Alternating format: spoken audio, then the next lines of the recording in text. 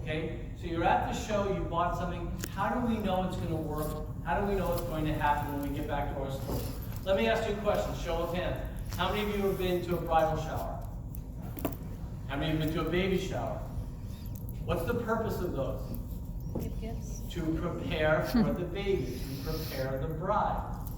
What did we do to prepare for what we were going to buy? Usually not much.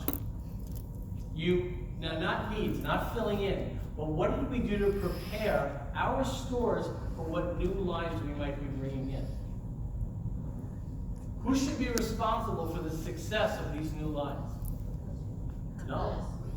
Customers. Wow, you blame others, right? It's like, well, my fault, she didn't buy anything. What do you want from me? Who's responsible for the success? Is she in sales? Sales associates. Okay? But how are we holding them responsible when they say, well, you bought it? If you had asked me, I wouldn't have bought that. Okay? Before we leave our stores, we have got to have meetings with our salespeople. Talk about what needs they might have. Does that mean you fill every need they have? One time that somebody asked for a tangerine citrine ring set in rose gold does not mean that you have to go out and buy that lot. Okay? One request not. But have a meeting with them. Talk to them. What are our needs? Okay? So you're saying we need a silver line. You're saying we need something that people can collect. What's the success of Dave & Euro? Price. In fact, somebody can buy it over and over and over. And once she has the first suite, what can he do? He can come in and say, my wife likes German, let's look in the computer, she likes amethyst, let's get one piece, he's out of your store in 15 minutes. So what line, do we have something like that in our stores? Do we have a collector line? A lot of stores don't. Maybe that's something you need. But you need to talk to the salespeople and let them have ownership in what you're bringing back. Because then you can hold them responsible if it doesn't work. Can't say anything to me if you're the one who went out and bought this, and you know this as well as I do. Some salespeople, not ones that are here, but some salespeople will actually resent the buyers. There's always a little bit of friction sometimes between a buyer and a salesperson because a lot of salespeople want to be buyers. Well, I could have bought that. I would have told them I knew that. Okay, and they will almost purposely make sure that you don't succeed. And I know it comes as a big shock to everybody, but it's absolutely true. See, I told you it wouldn't work. So she had asked me, but I told her it wasn't going to work. Okay? So sit down with them. And you know what? You still have time. Even though the show's starting, you still have time to shoot an email to your store, to all associates, and say, hey guys, I'm at the show. What do you think we still need? What don't we have?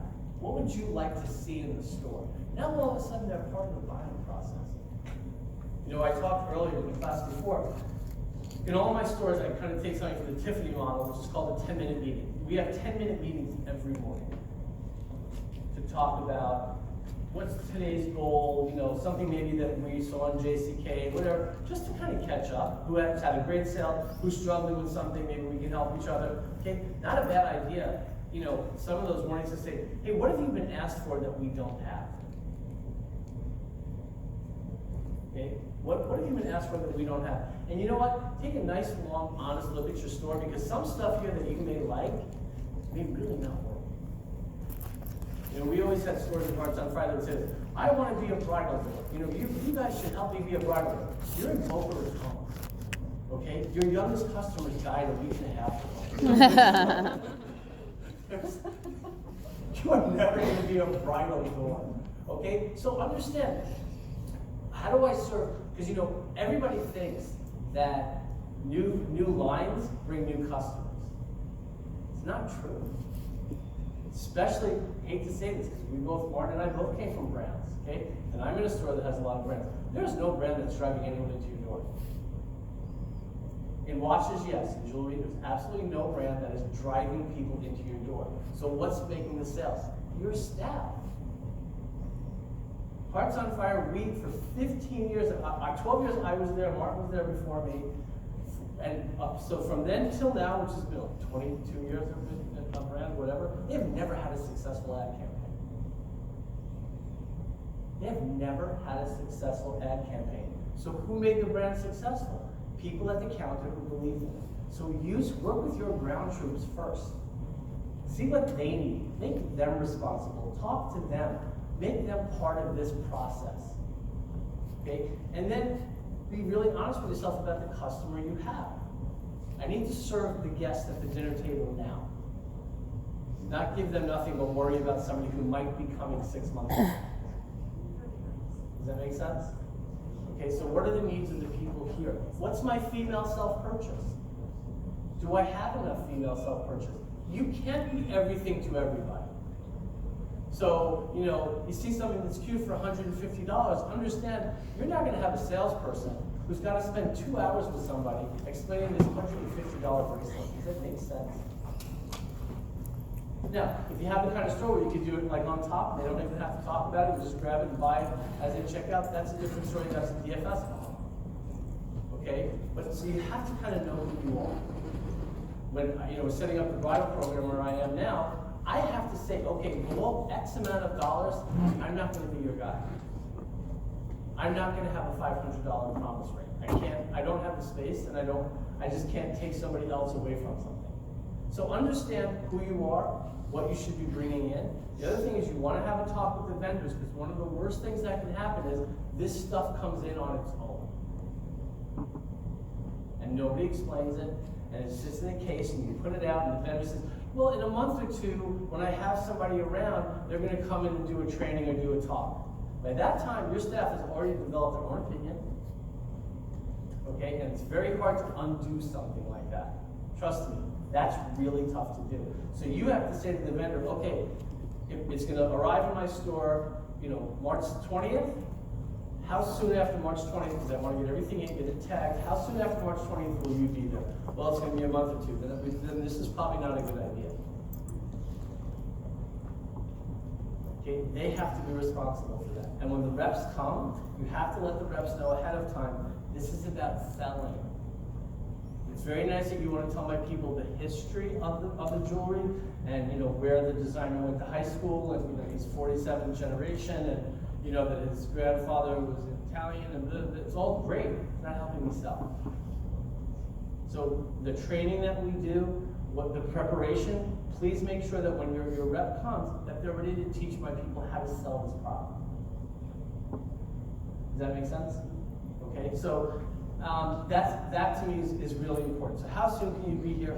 Plan for the arrival. Get people excited. Bring either pictures back with you, or probably can't bring a piece. Bring pictures. Bring stories. Say, listen, I just want to go over with everybody now the lines that are coming in. Okay, and get excited. You need to get excited about it so they anticipate when it gets there. Not they wake up tomorrow morning and when they come to set up the story, like, oh yeah, plus we got this, so don't forget to put that out. We already do it with the stuff we already have. Everybody puts it out blindly, and you know this. You know this from when you're walking, especially around Christmas time. Guy comes in and says, well, I want to spend about $3,500 on something for my wife. And the salesman and the customer walk around the store like neither one of them's ever been there before. Right? It's true. They're all like looking in the case, and he's like, what about that? And they're like, oh, that's nice. I don't have a key, so maybe you can take it out. So make sure that they know what's coming. Get them excited about it. Get them involved in this. And like I said, start sending pictures back now. Say, hey, can I take a picture? Send it to the store. Hey, what do you guys think of this? All right. So it's not, I don't want you to think, well, this is great for next show. No, you still have now. Hopefully you know the store number. So just start texting people. Send an email with pictures of things that you've seen. Hey, what do you guys think of this? What do you guys think we still need? Has anybody had any requests? And make a request list. Like I said, one person asking for one thing once is not a reason to go ahead and buy the whole line. But it absolutely, you can say to yourself, you know what? 4 or 5 times we've been asked for this. Okay? And it's very nice to have marketing, it's very nice to have advertising, but you really need to have something that's going to sell, that your people can sell. Because more and more, it's the marketing and the advertising is nice and it's important and it'll be an aid to you, but it's not what's going to sell the product. Your people are going to sell the product. Does that make sense? So make sure that they're bought in and they have responsibility, because afterwards you can say to them, hey, you know what? Sue, you asked 10 different times for this. We brought in a collection, and what's going on? Because now they know if they're kind of responsible for it, it takes on a whole different role. Also, if there is a brand or something like you've never carried before, think about who should the brand ambassador be. Okay, that when you bring that into the store, you should have a brand ambassador, somebody who's passionate about bridal. You know, this is your first foray into bridal, so who's really passionate about diamonds and bridal? I'm going to give them a little more, a little more responsibility, and put them in charge. Okay, this way they check it, they put it out, they make sure people are selling it. You know, materials, training materials that come from the vendors don't come to you, it comes to them, and then they're responsible. And if you have a beautiful line that you bought here and they're not sending somebody, then you coming back should talk to your staff about it. The other thing is like people who've been in Martin's class and people who are with learn other things. Do you do a training when you get back to your store on what you learned? You should. And if you send an associate to any outside training, they are responsible for training on that when they get back to the store. Or else, because being able to come to a show, being able to go to an outside training is a privilege, it's a gift. And so when you come back, I need you to do a session. Okay, watch companies do it. And, a lot of people have outside training. And you get to go, like, Hearts on Friday University, things like that. Are you doing a training when you get back? So are you guys sharing all the stuff that you learned? There's some great education that went on here today. So are you sharing that when you get back? Are you sitting down with everybody and kind of having a session on what you learned? Martin and I did a class on how to use diamond information, different diamond information at the counter. So he has a whole bunch of stuff that you can sit with your staff, put it up on the wall, say, here's a bunch of diamond facts you guys probably didn't know. Why don't you share these with customers going forward? Pick one or two that you find interesting and share them. So that's something else you're bringing back from the show. Because, the shows sometimes are like, well, yeah, the owners go and this, we don't really know what goes on there, and then they come back with some stuff, and we really don't know what it is, and then we have to sell it. That's not a team. That's not what should be going on. And that's a little bit, sometimes where the resentment comes in. So prepare and take a look. What are you missing? Where are the holes in your store? Where are your price point holes? When you look at your bridal, okay? Excuse me, when you look at your bridal, you should have a grid, not with colors and clarities, with prices. Okay, when you look at your bridal, it's like, okay, what do I have for 3,000 in round, in a set round, in oval? What do I have for 4,000? What am I for? So now when you come to the show and you're sitting with the staff, your staff, you've already discussed this. You come home and you're like, okay, you come to the show, I'm sorry, and you say, okay, I know here's where my needs are. This is what I'm missing. Does that make sense? Okay, because we're always about, the customer comes in and says, I'm looking for a 1-carat GBS1, and you don't have a 1-carat GBS1. And let's say they saw it for $9,000. You may have a much nicer $9,000 diamond. You probably do. But you don't say anything because it's not what they asked for. So now you have to call out, you have to call a broker, the salesperson, and they go, if you look at that grid, you would know what you have. Actually, you know what, this customer? For $9,000, I actually haven't had that side one. I want you to see it. I can get you whatever you want, but I want you to see this because technically it's a nicer diamond. But you don't know what you don't know until you create this, and then you come back, and then you come here, and you can really have a list of what you need. Does that make sense? Okay. And like I said, there's going to be a lot of cool things here, and a lot of people offering you a lot of stuff. Nemo's a wonderful thing, but if you're not looking at your linear case-based productivity, and what every foot costs you money. So don't just fill up your cases because people are giving you stuff. Can I really sell this? And that's why it's nice to get the salespeople involved, because now you've just up your chances of being able to sell it, because you have however many people you have, 3 people, 5 people who kind of believe and are waiting for you to get back with the stuff they asked for. Okay, so really make it a team effort. Really, when you come back, so then you can look at this and say, yeah, you know what? It is what I need. Okay. So does anybody have any questions, comments? No? Was this helpful, I hope?